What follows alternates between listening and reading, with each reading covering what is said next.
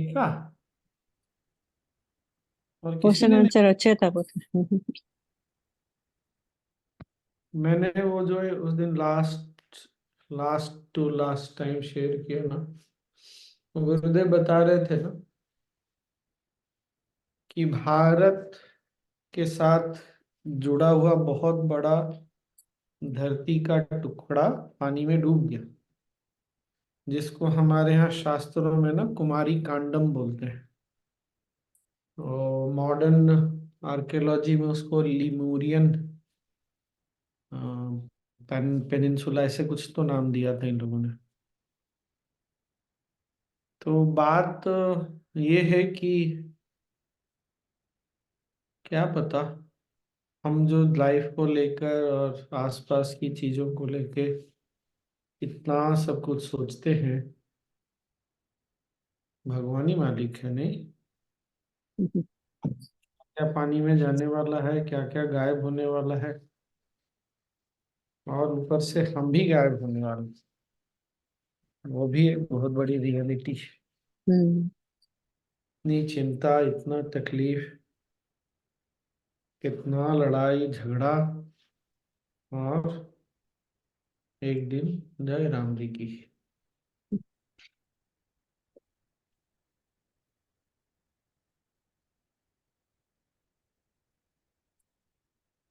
स्वामी जी कुछ टाइम तक ऐसे होता है, कुछ क्षणिक तो होता है, इसके बाद फिर वो निकल जाता है। हाँ, वो तो हमारा सिस्टम ऐसा है, निकल जाता है, सौभाग्य से जाना ही है। पर मैं ये बोल रहा हूँ कि अगर ये सब बातों को बार बार नोटिस करते चले जाते हैं ना, तो फिर ये सब चीजें वैसे भी टिकने का नाम लेती नहीं फिर। क्योंकि ऐसा लगता है कि जैसे जिंदगी, प्रकृति यही सिखा रही है, ये सब। और 2-3 दिन से सत्संग में भी गुरुदेव यही बोल रहे हैं, नहीं, सब तो समाप्त हो जाएगा, मर ही जाओगे एक दिन। पर दुखी होके अकर्मण्यता में नहीं जाना है, ऐसा भी बोल रहे थे। जो भी है।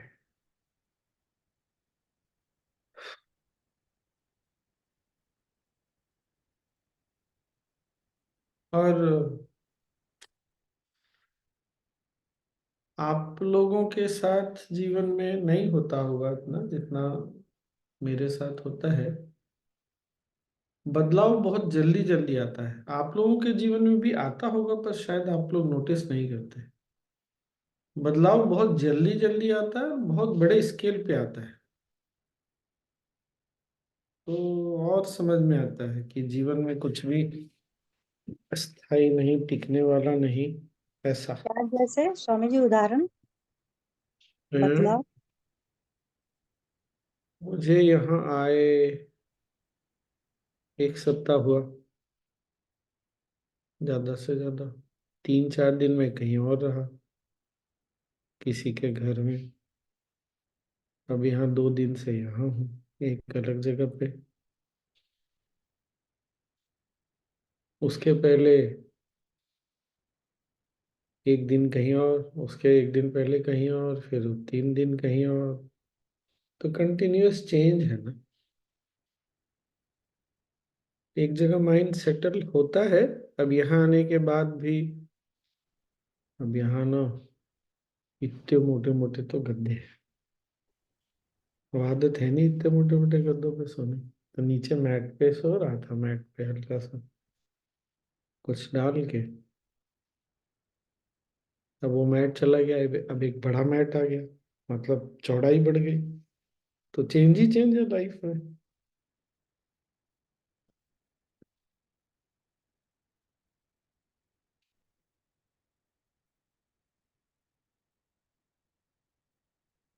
सोनी कुछ बोल रही थी। हाँ स्वामी जी, ये बदलाव वाली बात बोले ना, बदलाव तो ये भी दिखता है, और मतलब क्या लगता है जैसे सपना कुछ भी हुआ है तो लगता है एकदम सपना ही है। जैसे रात वाला जो सपना देखते हैं सो सो करके, तो कैसे सपना देखे वो, मतलब हो गया, उस पर ज्यादा सोचना विचारना नहीं। अब लगता है कि जो पिछला हो गया वो भी तो सपना ही है, उस पर भी ज्यादा सोचना नहीं। गुरुदेव से मिले, ये भी एकदम लग रहा है कि सपना ही है, वो भी चला गया एकदम। बड़ा बड़ा एकदम ये सब सोच के लगता है अपने आप में कि कैसा, मतलब ये हो रहा है कि कितना अंदर में सही। रहस्य है, सोचना समझना, पता नहीं क्या क्या। चलो नूतन, आज पढ़ो नॉलेज शीट है तुम्हारे पास? हम्म। वो कौन सा नंबर है आज? आगे, इच्छा कैसे उत्पन्न होती है? अच्छा। Hmm. To this forty question was nine also asked ना टुडे स्वामी जी। क्या? ये भी क्वेश्चन पूछा हुआ था आज इच्छा के बारे में। डिजायर को कैसे हम, क्वेश्चन वाज समथिंग। हाँ कुछ तो था, अभी तुरंत याद नहीं आ रहा मेरे हाँ को। मुझे भी एग्जैक्टली याद नहीं आ रहा, लेकिन डिजायर के ऊपर ही था। बोले हम्म। डिजायर से कैसे छूटे, गुरुदेव बोले मृत्यु को याद करो तो वो हाँ, सब चाह भाग जाएगी। कौन सा नॉलेज शीट नंबर बोली नूतन? 949, 249। 949। टू अच्छा। टू फोर्टी नाइन तो बड़ा अच्छा है। तो स्वामी जी, हाँ, कल कल सत्संग में गुरुदेव कुछ ये इच्छा के बारे में बोले थे कि जो इच्छा उठ गया वो सुख है, इस तरह बहुत अच्छे से हम नहीं बोल पाएंगे, लेकिन जो चाह नहीं है तो दुख है, इस तरह से कुछ बोल रहे थे, तो ये हमको समझ में नहीं आया था। क्या बताओगी, तब तब तो डिस्कस करेगा ये आदमी। नहीं, याद नहीं आया किन्हीं को भी। किन्हीं को। अपनी चीजें स्वयं याद करिए। हाँ ठीक है, हम देखेंगे फिर से, तब फिर पूछेंगे एक बार। अच्छा, हाँ पढ़ो। जो तृप्त मन से इच्छा उठती है तो फिर वो सुख देती है। जो एंजाइटी और जैसे रहती है तो वो फिर आगे जाके अपने को दुख ही देती है, मेरे को चाहिए चाहिए चाहिए, तो फिर अपने ऐसा होता है। तृप्त मन से जो भी सोचता है तो वो अपना आप मैनिफेस्ट हो जाता कुछ तो था इस तरह से, है, मुझे ऐसा भी। था। चलो बोलो, पढ़ो भाई। 6 अप्रैल 2000, धर्मशाला, हिमाचल प्रदेश, भारत। 249 है, इच्छा कैसे उत्पन्न होती है? पहला है, एक इच्छा किसी सुखद अनुभव की स्मृति या पिछले संस्कारों के प्रभाव से उत्पन्न होती है। दूसरा है, कुछ सुनने से भी इच्छा जागृत हो सकती है। तीसरा, किसी विशेष स्थान या व्यक्ति के संपर्क से भी इच्छा उठ सकती है। चौथा है, किसी और की आवश्यकता या इच्छा भी तुम्हारी अपनी इच्छा के रूप में पैदा हो सकती है। उदाहरण के लिए, जब कोई भूखा हो तो तुम्हें उसे खिलाने की इच्छा हो सकती है, या कोई तुमसे बात करना चाहता हो तो तुम्हारी भी उससे बात करने की इच्छा हो सकती है। पांचवा है, कभी कभी भाग्य या कोई घटना जिसमें तुम्हें लेना है, तुम में इच्छा जागृत करती है, पर तुम अपने कृत्यों का कारण नहीं जानते। उदाहरण के लिए, क्यूबेक के एक सज्जन ने कनाडा में 30 वर्ष का सड़क बनाने का काम किया, बिना जाने क्यों वह फार्म का काम करता रहा। उस स्थान पर हमारा मॉनिट्रियल आश्रम बनना नियति द्वारा सुनिश्चित था। जय गुरुदेव। हम्म। सही पकड़े हैं। ये लास्ट वाला तो अभी इन दिनों हमारा चल रहा है। अच्छा। हम्म। बढ़िया नहीं?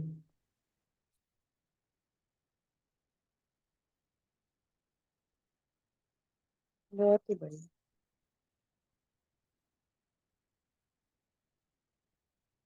क्या बोला जाए। और हम अपनी इच्छाओं से मुक्त होना चाहते हैं। पांचवे वाले के बारे में तो हमको पता नहीं होता, तो इसलिए हम कुछ कर नहीं सकते। किसी और के कारण मन में उछल, मतलब संगति के कारण इच्छा उठ रही है, तो अच्छी भी हो सकती है। किसी के साथ जाने के बाद लगे कि भाई हमको ज्ञान थोड़ा कुछ पढ़ना सुनना चाहिए, ध्यान करना चाहिए, तो अच्छी इच्छा है। कुछ उल्टी पलटी भी हो सकती है कि सामने वाले को चाय पीने का मन कर रहा, पता चला हमको भी चाय पीने का मन करने लग गया। तो इसको फिल्टर कैसे करें फिर?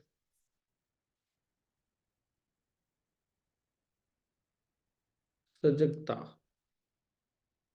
आने से तो नहीं रोक सकते, क्योंकि कारणों को भी हम नहीं रोक सकते, लेकिन सजगता हो तो फिर वही विवेक, विवेक से हम देख सकते हैं कि किस पे चलना है, किस पर नहीं चलना है।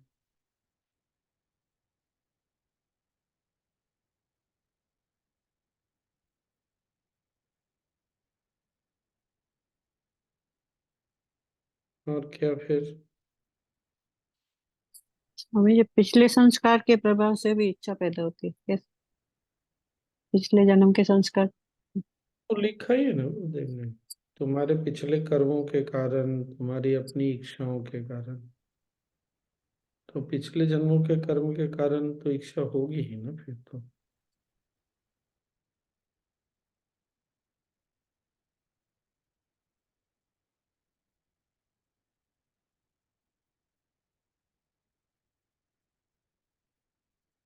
वो कुछ अधूरा छोड़ा है तो उसको पूरा करने की इच्छा होगी, ये उस तरफ बार बार जाने की इच्छा होगी। Swamiji, sometimes some ancestral desires also. हाँ हाँ, वो हो सकता है ना, तो वो हमारे डेस्टिनी का पार्ट हो जाता है। हमको पता नहीं, वो पांचवें वाले कैटेगरी में आ जाएगा, पता नहीं क्यों हो रहा है। कभी कभी तो स्वामी जी कुछ चाय पीने की इच्छा को की बात करते हैं, सजगता भी होती है पर वहाँ कंट्रोल होता ही नहीं है। सजगता भी होती है, वो ज्ञान आता ही नहीं है अंदर में। तो कोई बात नहीं है, ऐसा कुछ हो जो बहुत नुकसान देने वाला हो तो ठीक है। मान लो चाय, चाय के लिए मेरे से बोलोगी तो मैं तो यही बोलूंगा कि खाली पेट नहीं पियो, कुछ खा के पी लेना। अगर सुबह कुछ खाया नहीं है तो हल्का फुल्का कुछ खा के पी लो। बट अगर कोई बोले शराब पीने की इच्छा हो रही है, तो भाई कुछ तो फिर तो इलाज करो अपना, संगति चेंज करो अपना, कुछ करो। कोई अपना लाइफ स्टोरी शेयर कर रहा था, तो उसके फैमिली में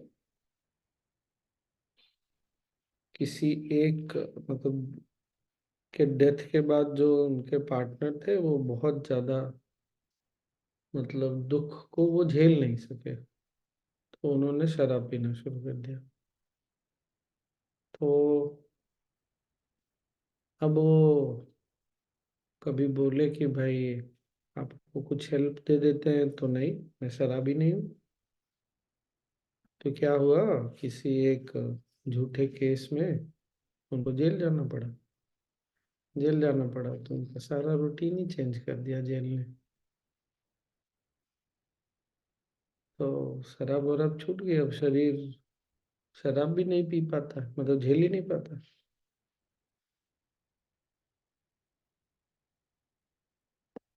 तो वही होता है ना, बहुत बार हम, नहीं अच्छा है तो हम हेल्प लेने के लिए तैयार नहीं होते। क्या बोला जाए? अब चाय दिन में दो तीन तक तो ठीक है, ज्यादा बढ़ जाए तो गड़बड़ है। कभी कभी होता है तो भी चाय जैसी चीज तो फिर भी ठीक है। कभी कभी 4 महीने 5 महीने में एक बार, 4 5 बार दिन में पी लिया, ठीक।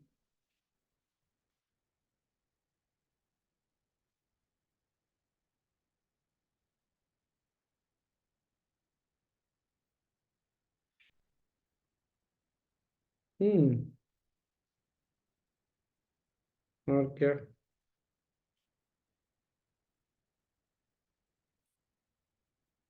बस।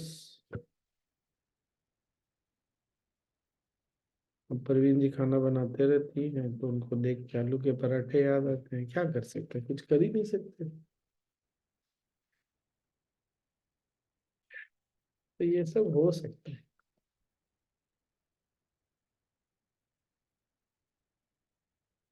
उसी तरह गुरुदेव के पास जाते हैं तो मन बहुत बड़ा बड़ा सोचता है। कल एक बहुत पुराना वीडियो देख रहा था। बहुत पुराना नहीं, कोविड के ठीक बाद का है। तो कुछ लोग मिलने गए गुरुदेव से, तो उसमें से एक बोले, गुरुदेव आशीर्वाद दीजिए कि मैं टीचर बन जाऊं। आज तक बने नहीं,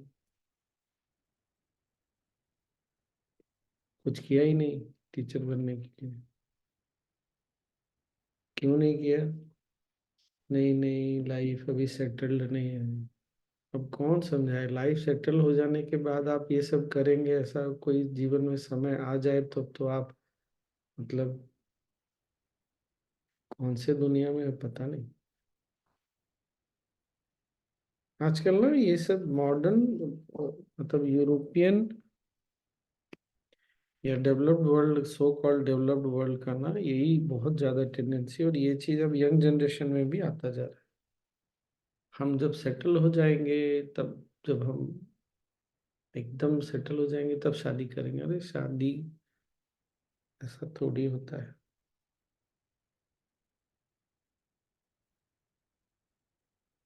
और फिर उसके बाद जब ऐसे सोच के आगे बढ़ते हैं, कभी कभी तो झगड़ा हो गई, तो फिर अपने ऊपर से भी कॉन्फिडेंस जाता है, सामने वाले के ऊपर भी उंगली उठता है। तो ये परफेक्शन को देखने की चाहत, परफेक्शन नहीं रियलाइज करना कि ये रिलेटिव वर्ल्ड में कभी भी परफेक्शन नहीं रहेगा। कल वाला ट्वीट जो था या आज वाला वही है गुरुदेव का। एनीवे,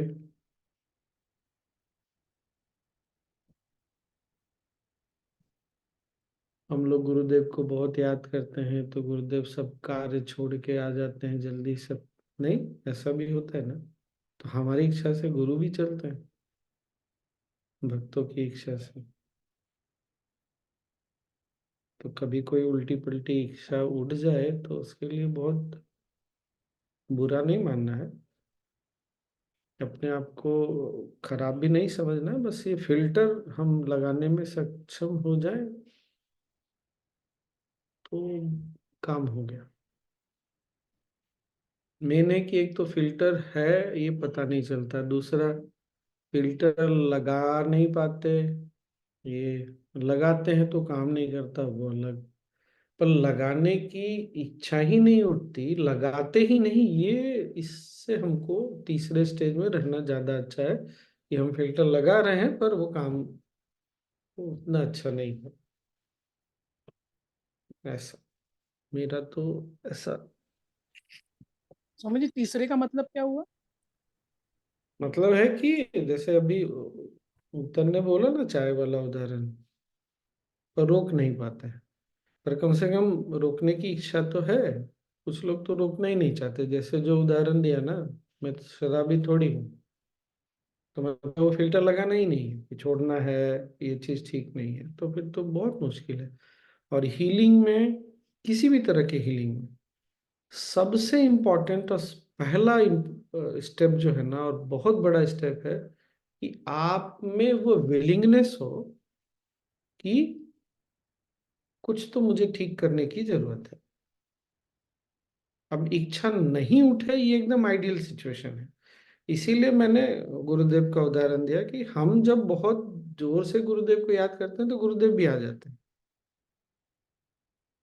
मैंने कोई गुरुदेव को ऐसे किसी और ढंग से नहीं बोला। तो इच्छा नहीं उठना ये छोड़ देना चाहिए। इच्छा उठे तो किस इच्छा के पीछे जाना और नहीं जाना, ये फिल्टर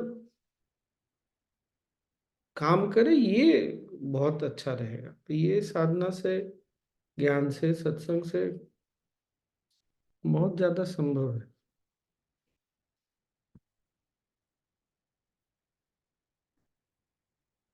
नहीं, स्वामी जी आज उन्होंने संयम भी करने को बोला ना उन्होंने, गुरुदेव ने। हाँ सत्संग में मैंने क्या हाँ मिस। हाँ बोला ना हाँ स्वामी जी। स्वामी जी, संयम करने के लिए बोला। कितने लोगों ने नहीं किया वो क्या जब वो। बात हो रही थी वो सिद्धि वगैरह की तब है। हाँ हाँ और correct। वो जो योगा सिखाने के कोयम्बतूर वाले जो आए उसका भी वही है ना, पंच लाइन वैसे दिया हुआ, स्लो डाउन काम, वो वाला कूल डाउन, हाँ। Cool down. संयम तो आरंभ है सिद्धियों की ओर। इसकी ये तैयारी एक्सटेंड है।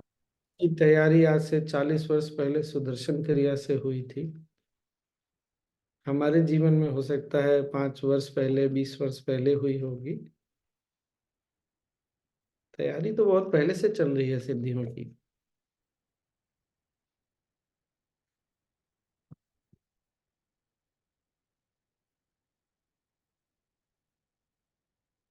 धन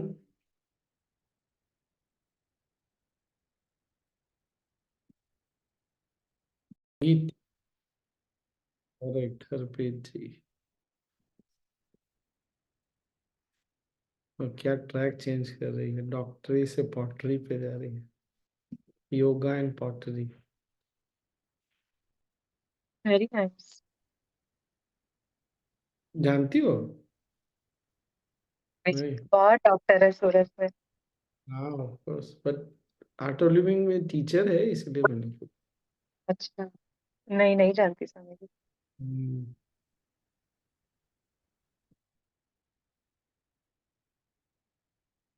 मतलब कैसा है मन का खेल। मुझे अपना ट्रैक शिफ्ट करना, चेंज करना बहुत बड़ी बात नहीं लग रही, नॉर्मल लाइक ऐसे। पर उसका अभी भी सोचता हूँ तो लगता है कहाँ डॉक्टर और कहाँ पॉटरी योगा। लग रहा है बाप रे कितना बड़ा छलांग लगाया उसने। तो बहुत बार मन ऐसा करता है, अपनी चीजों को बहुत बड़ा करके भी देखता है, बहुत बार बहुत हल्के से भी लेता है, डिपेंडिंग अपॉन जैसा उसका अपना टेंडेंसीज वगैरह है। नहीं।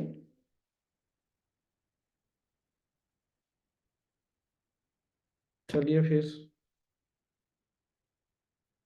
डन। ध्यान करा देंगे।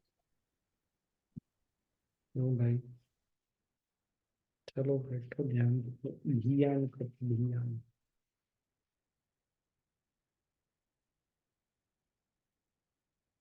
आजकल पता नहीं हम लोगों ने, कितने लोगों ने नोटिस किया, सिद्धियों की बात तो हम कर रहे हैं, गुरुदेव ऑलरेडी हमको आज तो थोड़ा एक स्टेप आगे आगे ही बोल दिया उन्होंने कि आप लेविटेट भी कर सकते हैं अगर ये अग्नि तत्व और वायु तत्व आपका बहुत स्ट्रांग हो जाए तो।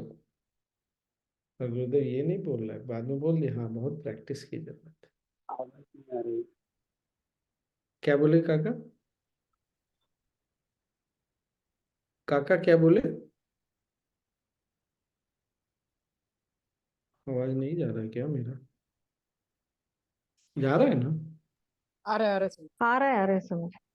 आप नहीं सुन पा रहे क्या? अच्छा, चलिए, कोई बात नहीं। तत्व स्ट्रॉन्ग करना मतलब क्या होता है स्वामी जी? मतलब ऑब्जर्व करना या बढ़ाना, क्या मतलब है? छोड़ दो, बस ध्यान करो, सब होता रहेगा। पर स्वामी जी, गुरुजी ने साथ में ये भी तो बोला कि ये सिद्धियां सब छोटी छोटी चीज हैं, इनके पीछे। अल्टीमेट सिद्धि तो या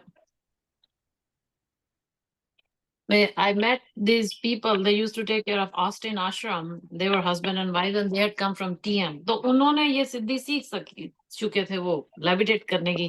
जब गुरुदेव संयम सिखा रहे थे तो दे रिफ्यूज टू गो इन संयम। तो गुरुदेव बोले आओ, तो कहते हैं नहीं गुरुजी क्या करना है हमें हवा में उड़ के, मतलब what good does it do? तो then गुरुदेव told them नहीं नहीं नहीं, मैं वो नहीं करवा रहा, मैं कुछ और करवा रहा हूँ। Then I talked to them later and they said मतलब फायदा क्या है? हाँ हम हवा में उड़ गए। So what? मतलब उसके बाद क्या? So that's when I realized हाँ सही बात है, सिद्धियों से तो क्या है? I don't know myself, but I'm running after siddhis. Yeah. not a good idea. मेरा भी ये बहुत पहले ये चीज चमक गया, इसीलिए वही है, दुनिया मिल भी गई तो करूंगा। करना तो वही है, भैंस काटना है, भैंस का सब्जी बनाना है और खाना है। दुनिया नहीं भी मिली तो क्या कर लूंगा मैं। यानी मुझे तो एक ये भी वो लगता है स्वामी जी, क्योंकि मैंने जो नोट किया कि कोई भी सिद्धि आती है वो बेसिकली अपने लिए तो आती नहीं, आप दूसरों के लिए यूज करते हो उसे, सो देन उससे फिर कभी कभी मुझे मतलब ऐसे डर मतलब कि अहंकार भी आ सकता है कि ओ देखो मेरे को ये हो गया, I can do this, hmm, so it's like ये हाँ, जैसे मैं अच्छा अच्छा आलू का पराठा बनाने की सिद्धि, जैसे अच्छा सैंडविच बनाने की सिद्धि, वड़ा पाव बनाने, तो ये भी तो सिद्धि ही है ना। और क्या है, सब लोग तो नहीं बना पाते वैसा। तो चीजों को लाइटली भी नहीं लेना चाहिए और बहुत सीरियसली भी नहीं लेना चाहिए। हाँ हाँ, है तो है, नहीं है तो नहीं, क्या करें, कुछ करना नहीं। जीवन तो वैसे भी जीना है, सिद्धि मिल गई तो भी, नहीं मिली तो भी जीना है। और कैसे जीना है? अच्छे से जीना है, खुशी खुशी जीना है, अपना तो यही है। तो क्या सिद्धि और क्या। और स्वामी जी, जब अहंकार आ जाता है तो फिर वो सिद्धि नहीं रहती ना, ये भी तो है ना। नहीं, अगर पता चल गया कि अहंकार है तो फिर आदमी संभल जाएगा, हम्म। जल्दी फिर संभल वो जाएगा। सिद्धि कामयाब भी नहीं होता, ये होता। कम से कम जब अहंकार की कोई भी स्थिति क्या बोलते हैं स्थायी नहीं होती ना, अहंकार में हम हमेशा वैसे अहंकार में नहीं जी सकते। तो जिस समय अहंकार होगी उस समय सिद्धि तो नहीं काम करेगी, नहीं काम करेगा। या उसमें राग द्वेष लग जाएगा, यही होगा। हम्म, और जब हम अहंकार में नहीं हैं तो फिर वो सिद्धि काम करेगी। हम्म।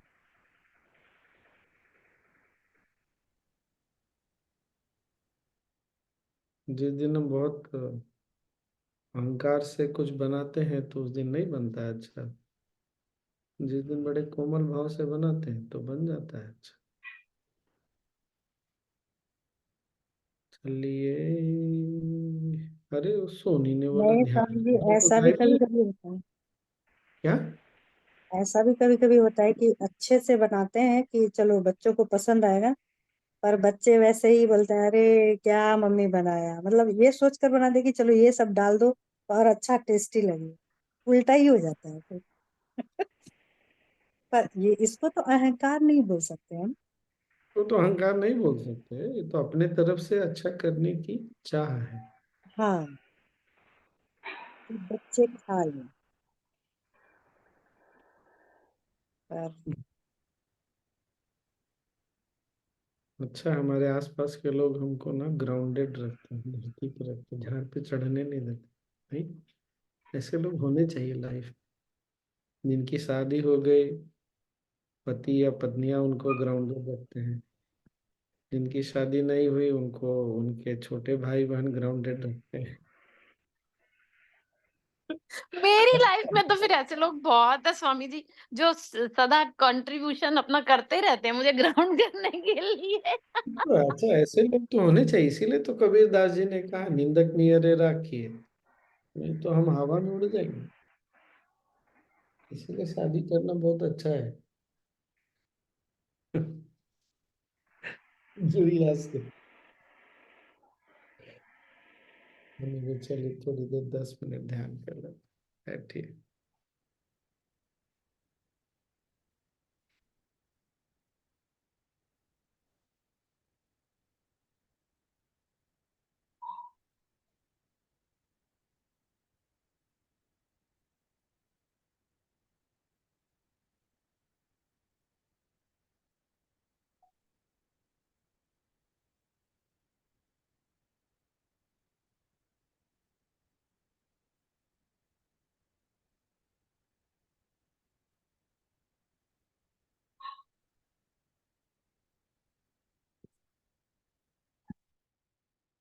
शरीर स्थिर,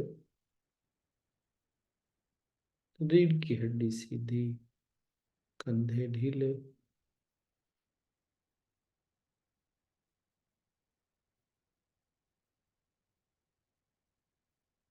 चेहरे पर हल्की मुस्कुराहट।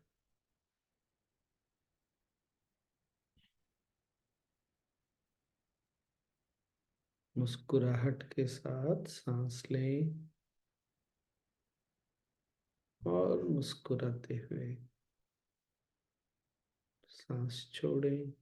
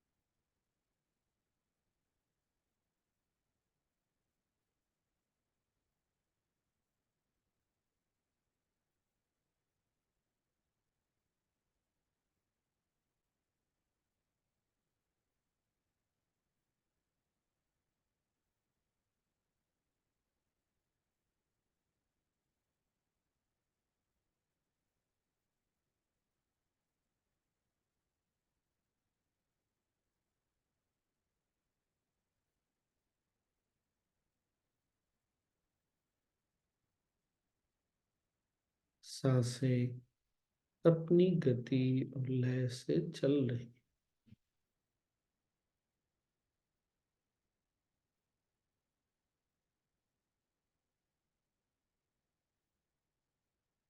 स्वतः अपने आप चल रही।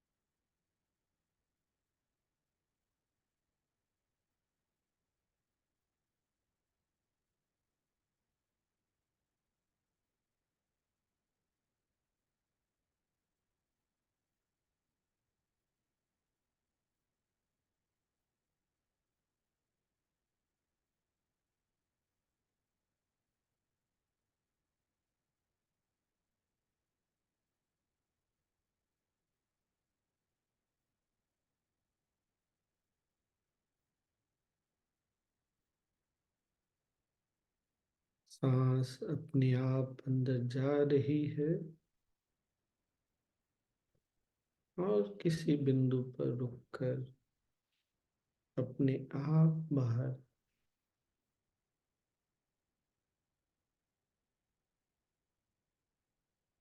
बाहर किसी एक बिंदु पर रुककर फिर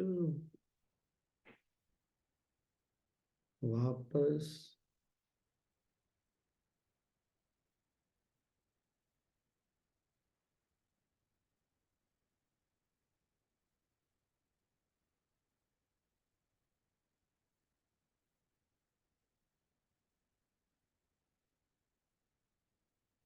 उस बिंदु को देखें।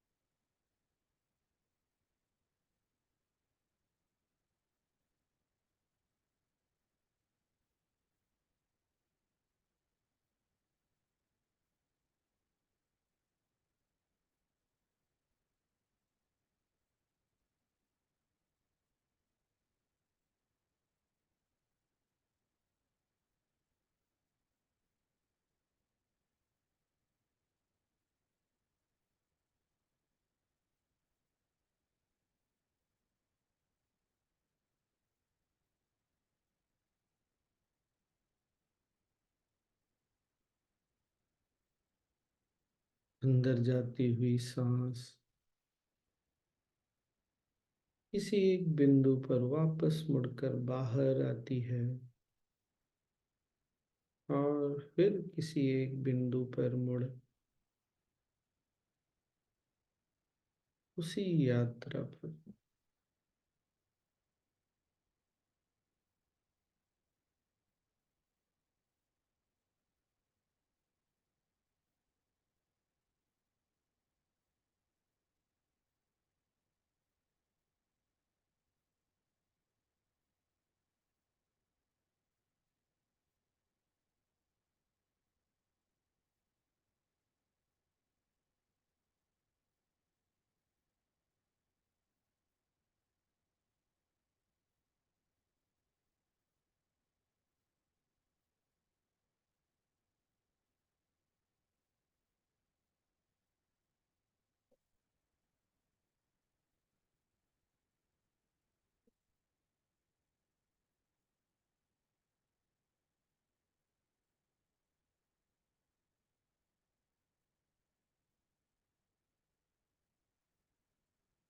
एक और सांस लें, छोड़ते हुए सारे यत्न को छोड़कर विश्राम करें।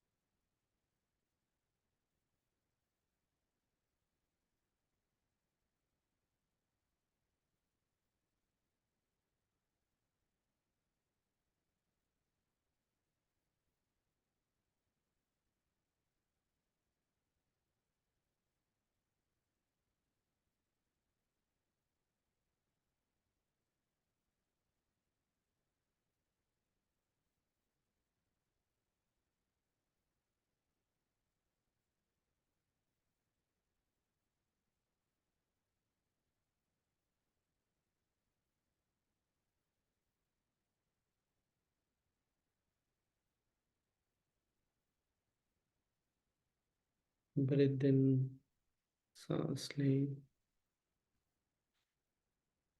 और छोड़ें।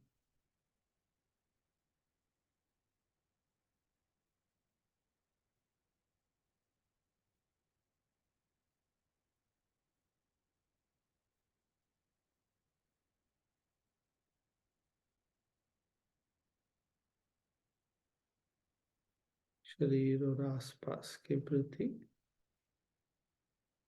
सजग हो जाए।